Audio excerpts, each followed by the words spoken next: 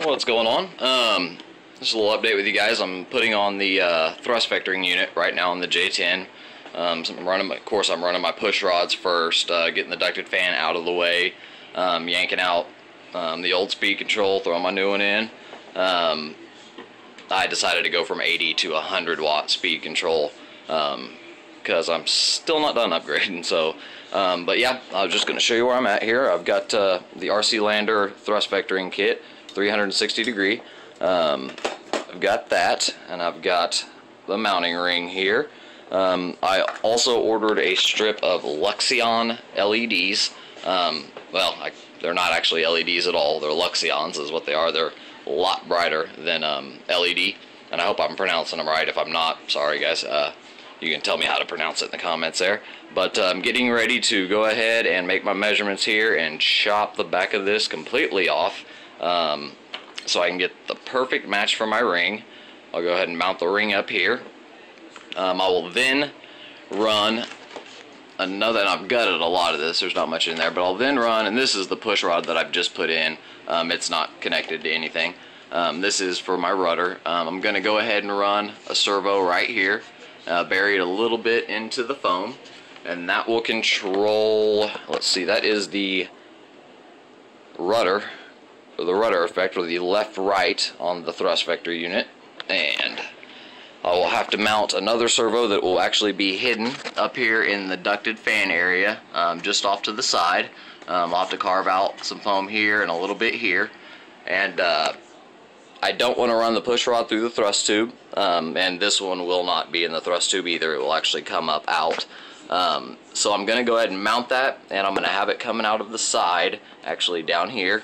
And I've got some real nice little tools and stuff to help me make that flush and look good and true, and not make it look like it was something I just threw on there. So I'm gonna get started on that. But I was just wanting to show you guys, I've had some questions on these wings makers as far as the EDF units that are in them. This is the standard wing maker 70mm EDF unit, and yeah, you'll notice it is dirty. The field I fly at, a lot of times I gotta mow some grass with it before I come to a stop or take off. So as soon as I got it out, I'm going to go ahead and clean that up and make it nice and shiny and pretty again, take it apart.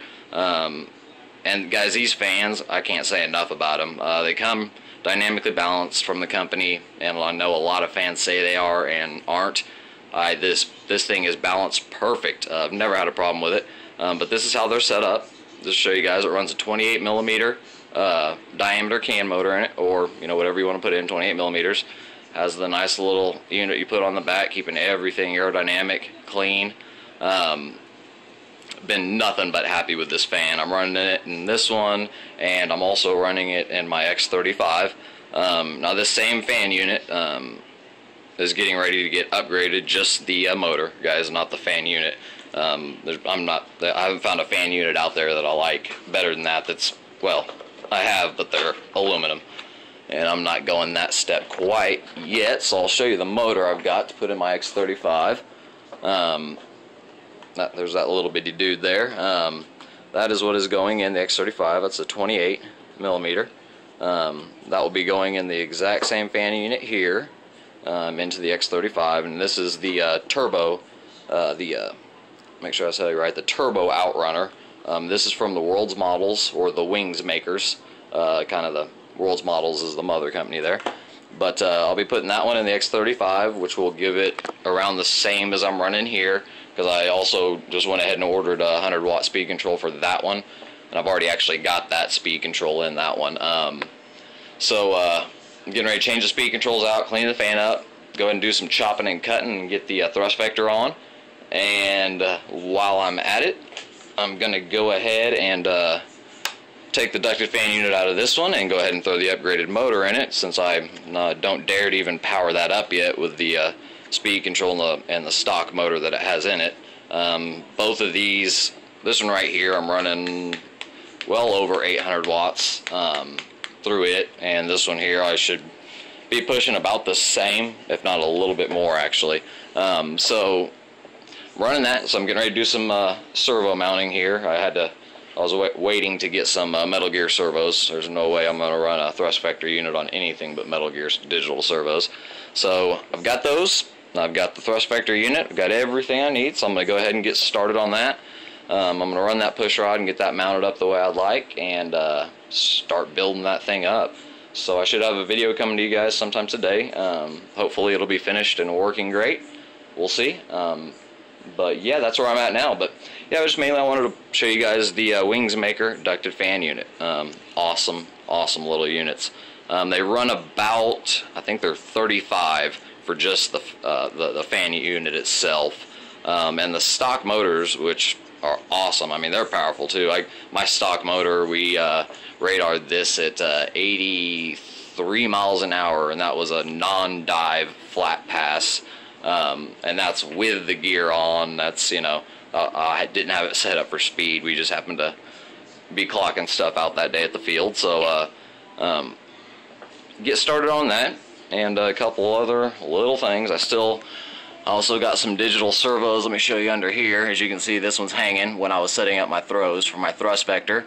The hinges, which I mentioned to you guys previously in another video, the EPO hinges are just, no matter how much you work them, how high you work them, they're just, when you get to the top end and low end of them, they're just a little too strong. So I'd recommend, if you guys are doing anything like I'm doing, to go ahead and cut along here, eliminate that EPO hinge, and use, they're put up right now.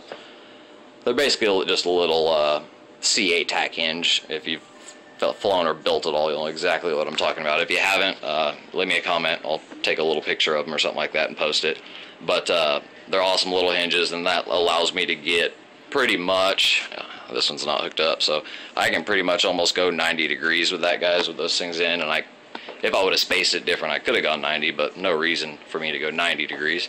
But yeah, that's where I'm at. So I'm ripping her all apart, desoldering everything. I'm putting fresh bullet connectors on everything. I didn't like the way I had the other ones hooked up. So just going to be doing some soldering. Got the solder gun out and ready. Got everything going. So that's where I'm at. And I'll give you guys an update video coming up soon. Thanks.